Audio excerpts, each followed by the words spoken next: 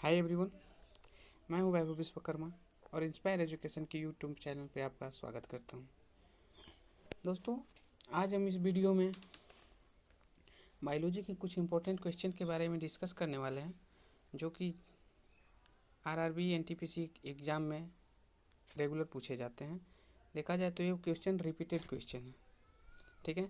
और सभी objective type exam जो होते हैं उसके लिए बहुत ही महत्वपूर्ण है।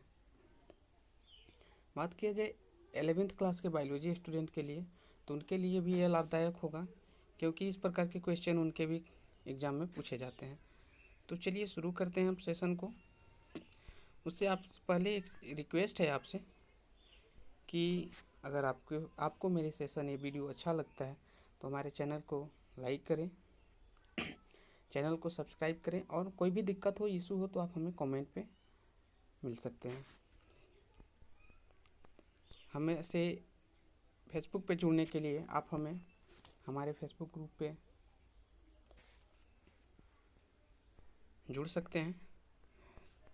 तो चलिए शुरू करते हैं हम क्वेश्चन को। यहाँ देखिए, आपका फर्स्ट क्वेश्चन है, पढ़िए क्वेश्चन को। आपका फर्स्ट क्वेश्चन है कि पावर हाउस ऑफ सेल किसे कहा जाता है, ठीक है। तो आप पढ़े होंगे कि यह पावर हाउस ऑफ सेल मतलब कि जहाँ पे एनर्जी बनता है। तो आप पढ़े होंगे कि जो रेस्पिरेशन का सिस्टम होता है, श्वसन का क्रिया होता है, वो माइटोकॉन्ड्रिया में होता है। तो आपका आंसर सही क्या होगा? माइटोकॉन्ड्रिया। क्लियर है?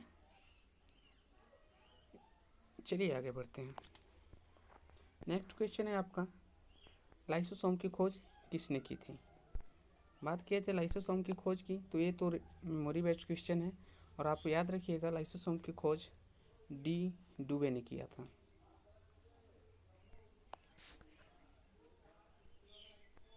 नेक्स्ट क्वेश्चन है आपका,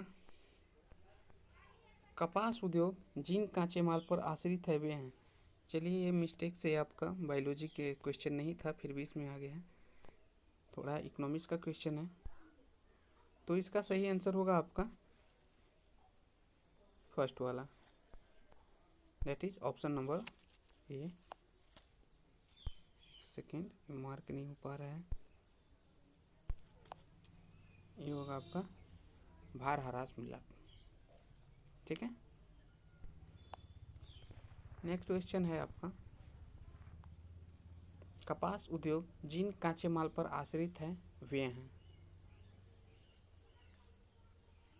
लगता है सेम क्वेश्चन रिपीटेड है, इसका आपका आंसर वही सेम वाला होगा, भार ह्रास मूल्यक। नेक्स्ट क्वेश्चन आपका है क्वेश्चन नंबर 5, केंद्रक के अलावा डीएनए कहाँ पाया जाता है? जैसे कि आपको पता है कि केंद्रक में ही डीएनए पाया जाता है, इसके अलावा केंद्रक और जगह पे पाया जाता है, एक जगह जहाँ पे पाया जाता है। तो बात किया जाए तो जीव कोशिका में आपको माइटोकॉन्ड्रिया में पाया जाता है, और पौधों में या हरित लवक में पाया जाता है।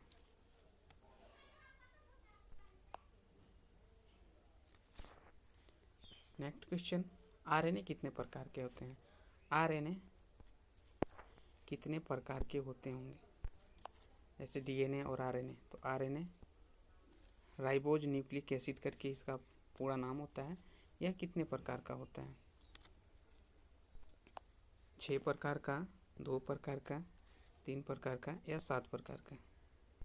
आपका राइट आंसर होगा आरएनए 3 प्रकार के होते हैं। चलिए आगे बढ़ते हैं। हमारे एक हाथ में कितनी हड्डियां होती हैं? ये तो बहुत ही प्रैक्टिकल क्वेश्चन है, बताइए एक हाथ में कितनी हड्डियां होती हैं? 24, 29, 30 या 31? चलिए, राइट आंसर होगा आपका ऑप्शन नंबर 3, डेट इज 30 हड्डियाँ होती हैं एक हाथ में, टोटल उंगली वाली हड्डियों सबको मिलाकर। अगला क्वेश्चन है क्वेश्चन नंबर 8, माइटोकॉन्ड्रिया की खोज किसने की थी? ये कोशिका का एक कोशिकांग होता है माइटोकॉन्ड्रिया, तो इसका खोज किसने किया था? आपका आंसर होगा Altman. Next question, question number 9, मनुष्य के जीवन काल में कुल कितने दांत निकलते हैं? ये तो बहुत ही इंटरेस्टिंग क्वेश्चन है। इसका आंसर लगता है सबको पता होना चाहिए।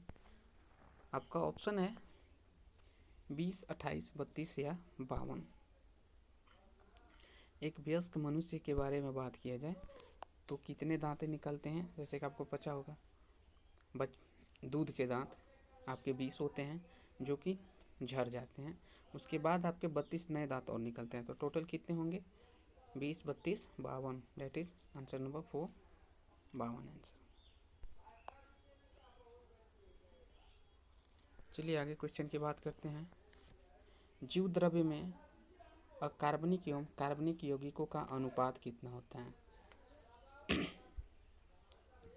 जो बायोलॉजी के स्टूडेंट होंगे उनको तो ये पता होगा, बट ये सबको पता होना चाहिए। इसका आंसर कितना होता है? 81:19। क्या होगा? 81:19। देखिए, कंफ्यूज करने के लिए आपको इस तरह का ऑप्शन दिए जाते हैं, 81:19, 19:81, बट आपको एग्जैक्ट आंसर को याद रखना है। क्वेश्चन के साथ एग्जैक्ट आंसर और कोई गलती नहीं होगा। आंसर क्या होगा आपका? 21:19। तो आधा सेशन ख़त्म हो चुका है, आधा क्वेश्चन और है हमारे पास। 20 क्वेश्चन का एक सेट है। क्वेश्चन आपको अच्छा लग रहा है सेशन तो आप वीडियो को लाइक करते रहें।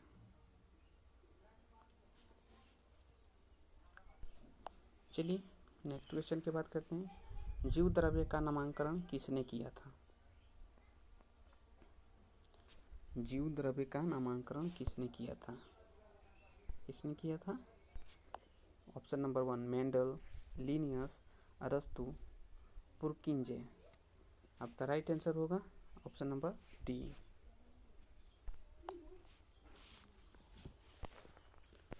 नेक्स्ट क्वेश्चन आगे बात करते हैं। दांतों का इनेमल किससे बना होता है? जो दांत होता है उसका इनेमल, जो हमारे बॉडी का सबसे कठोर पदार्थ होता है, वो किससे बना होता है? आपका ऑप्शन है calcium carbonate, calcium phosphate, calcium sulphate और एक और है कैल्शियम बाइकार्बोनेट। आपको सही आंसर को चूज करना है। आपका सही आंसर क्या होगा? Option number 2 calcium phosphate. ठीक है, चलिए आगे। हमारे दांतों को सबसे ज़्यादा खतरा किस गैस से होता है? हाँ जी, हमारे दांत को किस गैस से ज़्यादा खतरा होता है? मतलब किस गैस के संपर्क में आने पे दांतें जल्दी ख़राब होती हैं, झड़ती हैं? आप ऑक्सीजन, कार्बन डाइऑक्साइड, क्लोरीन और फ्लोरीन। तो यहाँ पे सबसे यूनिक दिख रहा है आपको फ्लोरीन, तो इसका आंसर क्या होगा? फ्लोरीन। नेक्स्ट क्वेश्चन है क्वेश्चन नंबर 14। खून में WC में लिम्फोसाइट का आकार कैसा होता है? जैसा कि आपको पता है ब्लड में कणिकाएं पाए जाते हैं और उनका एक शेप होता है, जैसे RBC का गोलाकार शेप होता है बीच में दबा हुआ। तो WBC का शेप किस प्रकार का होता है? S, P, F और T। राइट आंसर है आपका option number 4 that is T। Next question, eukaryotic कोशिका में कोशिका भित्ति किसकी बनी होती है? हाँ जी, यूकैरियोटिक कोशिका में कोशिका भित्ति किसकी बनी होती है? ऑप्शन नंबर 1 सेल्यूलोज, दूसरा प्रोटीन, तीसरा प्रोटीन अथवा कार्बोहाइड्रेट और 4 नंबर प्रोटीन अथवा वसा। राइट आंसर होगा ऑप्शन नंबर 1 सेल्यूलोज। चलिए नेक्स्ट क्वेश्चन पे चलते हैं। दांतों के अध्ययन को क्या कहते हैं? डेंटिस्ट बनते हैं तो उनको तो कुछ तो पढ़ना होता है ना, तो दांतों के अध्ययन को क्या कहते हैं? जैसे पहला है ऑस्टियोलॉजी, ओडेंटोलॉजी, जूलॉजी और एंटोमोलॉजी।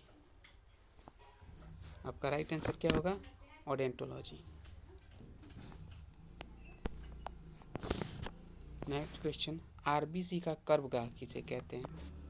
जैसे आपको बताया जाता है कि आरबीसी का लाइफ 120 दिन का होता है और आरबीसी बनते हैं और मरते हैं। तो मरने के बाद आरबीसी कहाँ चले जाते हैं? कब्र का मतलब होता है जहाँ पे उन्हें दफनाया जाता है। तो आरबीसी मरने के बाद कहाँ दफन होते हैं? इसका राइट आंसर होगा आपका ऑप्शन नंबर 2, प्लीहा। क्लियर है? चलिए आगे बढ़ते हैं। मनुष्य के रक्त में सर्वाधिक मात्रा में क्या पाया जाता है? ये तो बहुत ही इजी क्वेश्चन है और सबको पता होगा। मनुष्य के रक्त में सबसे ज़्यादा क्या पाया जाता है? Option number 1 plasma, option number B RBC, WBC और प्लेटलेट्स। ठीक है, तो सबसे ज़्यादा आपका प्लाज्मा पाया जाता है क्योंकि तरल घटक या अप्रोक्स 90% के आसपास होता है ब्लड में। चलिए आगे बढ़ते हैं। एक ग्लूकोज, क्वेश्चन अधूरा है।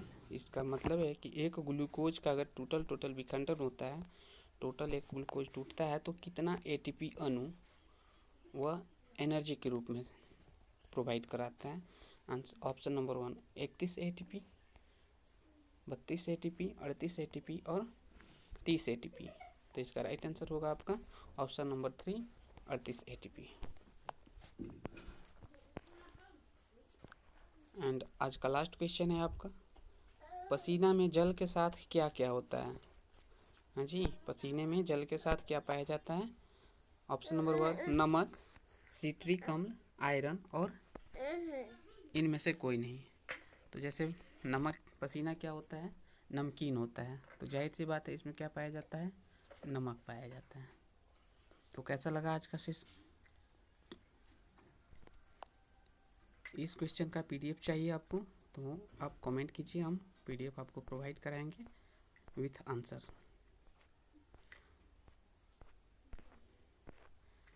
तो वीडियो अच्छा लगा तो इसे लाइक कीजिए। इस तरह की वीडियो और हम आपको हर सब्जेक्ट के लिए, केमिस्ट्री के लिए, फिजिक्स के लिए प्रोवाइड करा रहे हैं। तो आप हमारे चैनल को सब्सक्राइब कीजिए और बेल आइकन को दबा दीजिए ताकि हमारे लेटेस्ट वीडियो का अपडेट आप तक पहुंच सके। तब तक के लिए आप खुश रहिए, मस्त रहिए और सुरक्षित रहिए। Thank you.